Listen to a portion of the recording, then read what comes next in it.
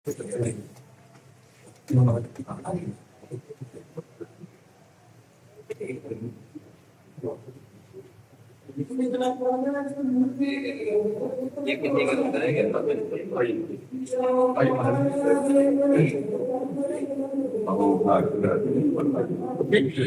चौकी की रक्षा क्रम का अभिनव सिंह जी महाराज सब साता पिंड हर हर महादेव। राधे राधे राधे।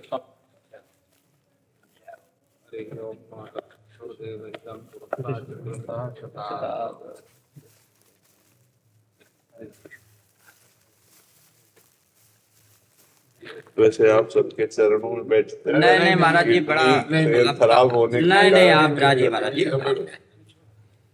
वो परमात्मा क्या नहीं है और क्या है, इसकी चर्चा वेद करते करते, महापुरुष करते करते, बड़े बड़े ब्रह्मलीन महापुरुष करते करते थक गए, पर अंत नहीं पाए, क्योंकि वो अनंत है। वो अनंत है। जहां कहा जाता है कि मैं यहां नहीं हूं, वहां भी वो है। जैसे अब भावदेश में तो है ही, लेकिन अगर कहा जाए मुर्दे में भगवान है क्या, परमात्मा है क्या, क्योंकि वो अंतर ध्यान हो गया, तभी तो मरा हुआ कहा गया। तो वहां से भगवान का अवतार हो गया। पृथु अवतार मुर्दे से ही तो हुआ, वेन के मुर्दे शरीर से दाहिने उससे भगवान पृथु और बाएं से अर्ची महारानी जी प्रकट हो गई। तो हमें तो ऐसा लगता है असत कुछ है ही नहीं। ये प्रारंभिक पढ़ाई है, सत असत का विवेचन। नहीं तो बात है कि जड़ चेतन जग जीव जत सकल राम में जाने, सकल राम में जाने, चिद चिद लक्षणम सर्वम राधा कृष्णमयम जगत। चेतन अचेतन सब कुछ राधा कृष्ण, उसके सिवा कुछ नहीं है। बस यही मान ले और निरंतर भगवत स्मरण करे। स्मरण विहीन ज्ञान प्रयोग में नहीं आएगा। जैसे हमें पता है कि ये नहीं करना चाहिए क्योंकि ये असत है, और भगवत स्मरण नहीं चल रहा एक तार, तो उसमें इतनी सामर्थ्य नहीं कि वो अपने इंद्रिय और मन को रोक सके। वो जानते हुए भी वो अज्ञानी की गति को प्राप्त होगा। जितनी जानकारी है उसका प्रयोग करने की सामर्थ्य भगवत स्मरण में है। इसलिए सनक सनंदन सनातन सनत कुमार जी ब्रह्मबोध संपन्न महापुरुष होने पर भी निरंतर हरिश शरणम हरिश शरणम हरिश शरणम हरिश शरणम। नहीं तो वो तो आत्मज्ञान से पूर्ण है, वही हरि हैं, वही सब कुछ है। तो लेकिन वो फिर क्यों वो हमें आदर्श रूप से दिखा रहे कि जो ज्ञान है उसकी सार्थकता है इसी में कि हर समय भगवत स्मरण, लीला गायन, लीला श्रवण, यही होता। भगवान शिव पूर्ण है, परमात्मा है, लेकिन वो भी भगवान की लीला गायन करते हैं, भगवान का नाम जप करते हैं। अस कई जपन लगे हरिनामा, है ना। ऐसा तो हमें लगता है कि सब ज्ञान का ज्ञान ये है कि कोई भी सेकेंड, कोई भी श्वास, कोई भी मिनट भगवत स्मरण रहित न हो। बस ये पकड़ ले साधक, सब बोध हो जाएगा, सब ज्ञान हो जाएगा, सब कुछ हो जाएगा। निरंतर स्मरण, एक तार स्मरण, इसी से होता है सब कुछ। अगर भजन नहीं है जीवन में तो वेदांत श्रवण के बाद भी वो निर्विषय स्थिति में नहीं पहुंचेगा। क्योंकि चिंतन का हम जो समय दे रहे हैं विषयों का, इतना बड़ा घातक है। अब हम जो कुछ पढ़ा लिखा सुना सब मिटिया मेट कर देगा। 1 मिनट का विषय का ध्यान, विषय का ध्यान 1 मिनट का, 1 मिनट का विषय का ध्यान 20 वर्ष के किए हुए वेदांत चिंतन पर पानी फेरने के लिए समर्थ है। इतना प्रबल है अज्ञान। इसलिए हर समय जो गुरु प्रदत्त नाम मंत्र उपासना में लगे रहते हैं वही शुद्ध ज्ञान को प्राप्त होते हैं। नहीं, अशुद्ध ज्ञान क्या होता है कि दूसरों को उपदेश कर दिया, लेकिन हमारी स्थिति इंद्रिय और मन की गुलामी में है, तो बात बनी नहीं।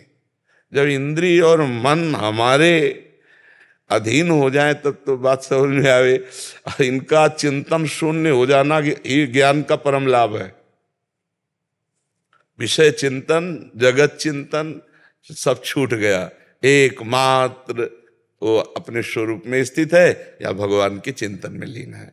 तभी बात तो समझ में आएगी, नहीं तो उपासक को बहुत सावधानी पूर्वक अपने चित्त को प्रभु में लगाते रहना चाहिए। बस खास बात यही है, वो परमात्मा कैसा है अनुभव में स्वयं आ जाएगा, स्वयं अनुभव में आ जाएगा। भजन विहीन जीवन व्यर्थ जीवन है, भजन विहीन जीवन व्यर्थ जीवन है। ये बस ये पकड़ ले तो सत्य वस्तु का बोध हो जाएगा। और भजन नहीं है और खूब शास्त्रों का ज्ञान है तो समाज में प्रतिष्ठा हो सकती है, लेकिन बोध नहीं हो सकता। जो आत्म शांति है, परम शांति, वो नहीं हो सकती। श्रद्धावान लभते ज्ञानम तत्परा संहितेन्द्रिया। तत्परा संहित, ज्ञान का मतलब क्या? तत्परा संहितेन्द्रिया ज्ञानम लब्ध्वा परम शांति। अब जो ज्ञान प्राप्त हुआ ये परम शांति का है। 2 बार ज्ञान शब्द का इसमें, श्रद्धावान लभते ज्ञानम ये शास्त्र ज्ञान है, लभते ज्ञानम, और तत्परा संहितेन्द्रिया वो जो ज्ञान है उसकी सार्थकता है, उसमें जो हम जानकारी की उसके परायण होकर अपने इंद्रियों को अंतर्मुख कर लिया, इंद्रियों को भगवत स्वरूप में स्थित कर रहे हैं, उसको शांत कर रहे हैं, बार बार भगवत चिंतन रूपी जल डाल करके उनकी गर्मी शांत कर रहे हैं, इंद्रियां शांत हो रही। बिना शांति के सुख कहाँ है अध्यात्म का? अशांतस्य कुतः सुखम। और शांति बहुत बड़ी वस्तु है। कोई भी द्वंद्व हमें विचलित न कर पाए, हमारी शांति भंग न कर पाए तब है। जैसे एक सूत्र में है, शांतिरव्यर्थ कालत्वम विरक्तिर्मान शून्यता आशा बंदा समुत्कंठा नाम गाने सदा रुचि। तो इसमें शांति, हमारा कोई अपमान करे हम उसका मंगल मनावें, ये हमारा अध्यात्म है। हमें पीड़ा पहुंचा रहा है, हमें अपमानित कर रहा है, हमें हमारी निंदा कर रहा है, हमारे अंदर से निकल रहा है, तुम्हारा त्रिकाल में भी कहीं भी अमंगल न हो, भगवान तुम्हें स्वस्थ रखें, तुम्हारी बुद्धि शुद्ध हो और तुम सदैव सुखी रहो। उसके प्रति जो हमारा अमंगल कर रहा है, करत जे अनसहन निंदक तिनहुं पे अनुग्रह कियो, जो हमारे प्रति अनसहन भाव रखते हैं, ईर्ष्या भाव रखते हैं, द्वेष भाव रखते हैं, उनका भी मंगल बनाए। शांति, अव्यर्थ कालत्वम, एक भी मिनट व्यर्थ नहीं जाना चाहिए साधक का। हर समय आंतरिक सर्वात्मना न विसर्जित बहिरिंद्रियाणी, इंद्रियों को बहिर्मुख न छोड़े। एकश्चरण रासचित्त मनंते से, सदैव अकेला असंग, अंदर से असंग रहे तो हजारों में बैठा हुआ भी वो अकेला ही है, और अंदर से प्रपंच चिंतन कर रहा तो अकेला बैठा हुआ भी प्रपंच में बैठा हुआ है। तो अव्यर्थ कालत्वम और विरक्तिर वैराग्यवान, किसी भी वस्तु व्यक्ति स्थान में राग नहीं। वैराग्यवान खाता पीता उठता बैठता सोता जागता हुआ भी रुचि उसकी परमात्मा में रहती है, भोगों में रुचि नहीं रहती है। वैराग्यवान का मतलब है कि आंतरिक राग वृत्ति का नाश हो जाना। जैसे त्याग है, त्याग में राग रहता है, त्याग में राग रहता है, और वैराग में राग का ही नाश हो जाता है। त्याग में है कि ये चीज हमें नहीं खानी, नहीं भोगनी, क्योंकि हम परमार्थ के पथिक हैं, पर इसमें सुख है, ऐसी राग बुद्धि रहती है उपासक में। तो वहीं से शांति शुरू हो जाती, त्यागा शांति अंतरम वहीं से शुरू हो जाता है। फिर वैराग्यवान का तो विशेष आनंद होता है। वैराग्य राग की वृत्ति नहीं है, बाहर से सब कुछ।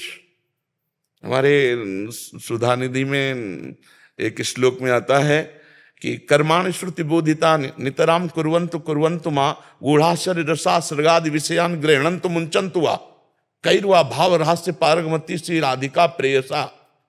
बोले वो भाव की किसी ऐसी स्थिति में पहुंचा हुआ महापुरुष है कि वो शास्त्र के अनुसार कर्म करे या न करे, वो विषयों का सेवन करे या त्याग करे, वो बहिर्मुख पुरुषों का संग करे, तो भी उसमें कोई फर्क नहीं पड़ता है, क्योंकि वो आंतरिक राग उसका नष्ट हो गया है। जैसे भुना हुआ चना कहीं भी डाल दो अंकुरित नहीं हो सकता, ऐसा वैराग्यवान पुरुष होता है। तो शांति अव्यर्थ कालत्वम विरक्तिर और मान शून्यता, साधक की साधना सफल हुई है इसका परिचय होता है उसका देहाभिमान गलित हुआ है कि नहीं।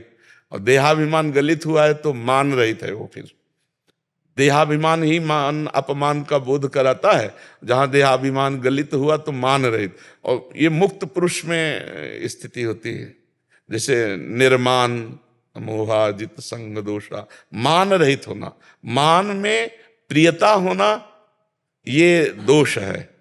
मान होना ये तो एक व्यवहारिकता है, ये कोई सत्य वस्तु थोड़ी है। किसका कौन मान कर रहा है, किसका कौन मान कर रहा है? उस समय प्रश्न करे, कौन मान किसका कर रहा है?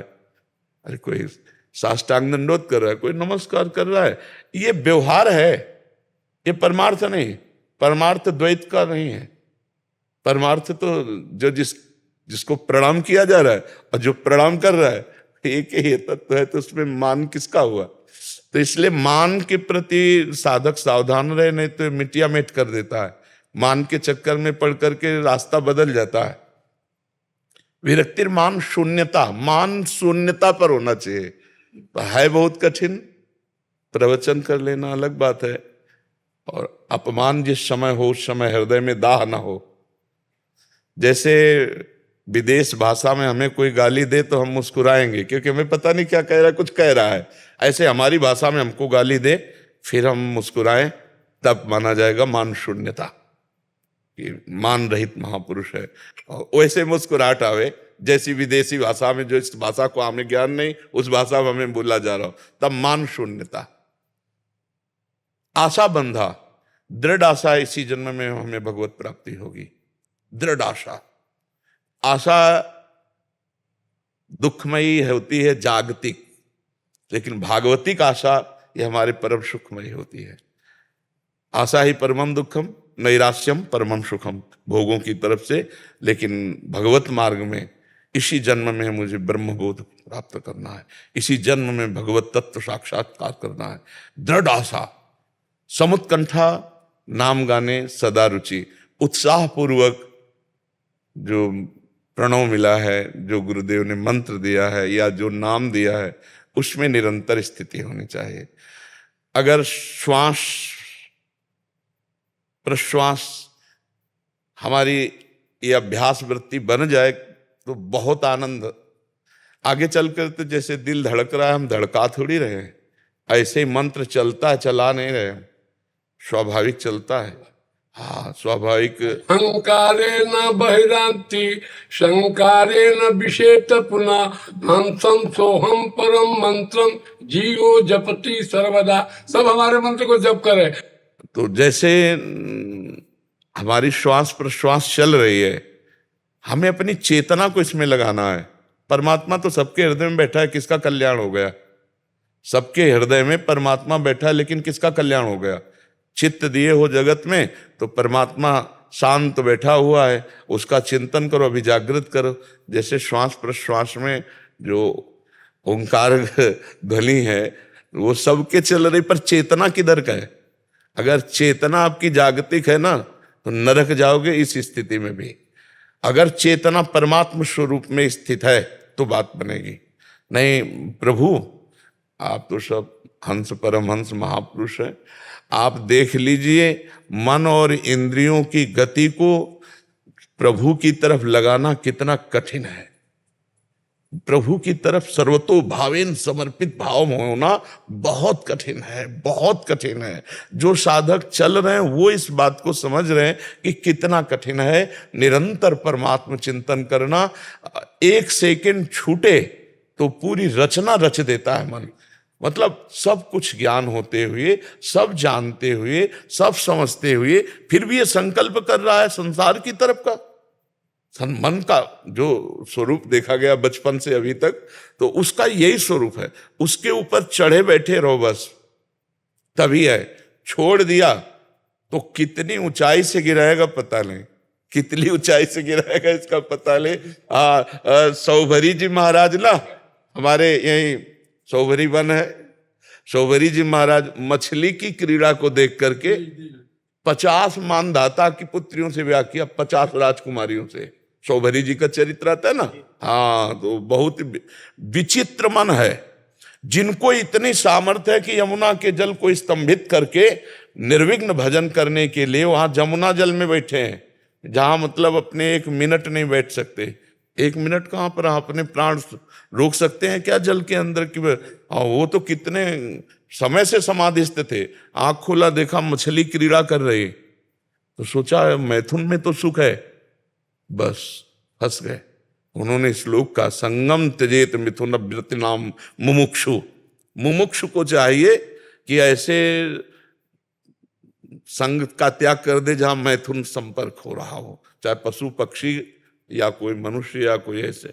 बहुत एक दृष्टि में मछली की दृष्टि, मछली में कौन से अंग प्रत्यंग ऐसे काम वाले थे कि देख करके महाराज के हृदय में मदन जाग गया? मछली में कोई ऐसे अंग प्रत्यंग थे क्या? तो ये बहुत सावधानी की जरूरत है। हर समय चढ़े बैठे रहो मन पर, नाम और मंत्र और उपासना इसी के रंग में, बिल्कुल परवाह मत करो। योगक्षेमम हम वो ठाकुर जी करेंगे, अपने चिंता नहीं करने की भगत की व्यवस्था से। हम भगत की व्यवस्था नहीं, हम भगवान की व्यवस्था वाले। तो ये आनंद पूर्वक भगवत चिंतन ही जीवन का सार है। पूरे जीवन, पूरे शास्त्रों का, संत महात्माओं के चरण रज के प्रताप का यही निर्णय पाया है, हर समय निरंतर स्मरण स्मृति। पूरी गीता सुनने के बाद अर्जुन जी ने क्या कहा? नष्टो मोहा स्मृति लब्धा। स्मृति इसी का नाश करता है ये विषय ध्यान। जहां हमारा 1 मिनट छूटा, विषय चिंतन बना, विषय ध्यान बना, बस ये इसका काम ही है, स्मृति का नाश करना। बस स्मृति में विषय मधुर मधुर आने लगा पुरुष का, तो किया कराया सब नष्ट हो गया। बहुत बहुत कृपा संत जन दर्शन दी। उत्पद पाद पंकज पलास विलास भक्ता क्रमया ग्रथित मुदग्रथियन्ति संता तदेन्न रिक्त मतयो यतयोऽपि रुद्राभिषेको गरुणा स्मरणं भज वासुदेवं भज वासुदेवं। जन्मना जायते शूद्रः संस्कारा द्विजुच्यते वेद पाठित भवेत् पुरा ब्रह्म जानेति ब्राह्मणा। तो हम लोगों को, सारे लोगों को जातियों का भेद मिटा करके एक होना पड़ेगा। हाँ, ये खास बात ये है, ये बात है। अगर हम देखो, हम तो ये चाहते हैं कि युग धर्म के अनुसार जीव का कल्याण करने का उपाय सोचना चाहिए। अब इस समय जो वातावरण चल पड़ा है, इसमें एकमात्र भगवान नाम ही हमें ढूंढने में मिला है। एकमात्र अगर भगवान नाम के आश्रित जीव हो जाए तो कल्याण हो सकता है, अन्यथा बहुत ही। अब जैसे हमारे अध्यात्म की नींव है ब्रह्मचर्य, और फैल रहा है गर्लफ्रेंड बॉयफ्रेंड, ये सब। हमारे अध्यात्म का नींव है आहार। कहाँ से आहार शुद्धि आवे? कहाँ से? आप विचार करके देखो, लोग अधर्माचरण करके पैसा कमा रहे हैं और हमको भिक्षा में देंगे तो हमारी बुद्धि धर्म में कैसे हो जाएगी? आखिरकार हमें खाना है, हमें पीना है, हमें वस्त्र पहनना, हमें जीना है, तो समाजे में तो है। समाज हमारा किस दिशा को जा रहा है? तो हम इनको भगवत चर्चा सुना करके भगवत नाम में और भगवत लीला श्रवण कथन में लगाएं, इसी से कल्याण हो सकता है। अब और उपाय तो मुझे समझ में नहीं आ रहे हैं। और शास्त्र भी कह रहा है, कृतयुगे ध्यायते विष्णु त्रेतायाम यजते मुखै द्वापरे परिचर्यायाम कलौ तद्धरि कीर्तनात्। भगवान कलयुग केवल नाम आधारा सुमिर सुमिरि नर उतरे।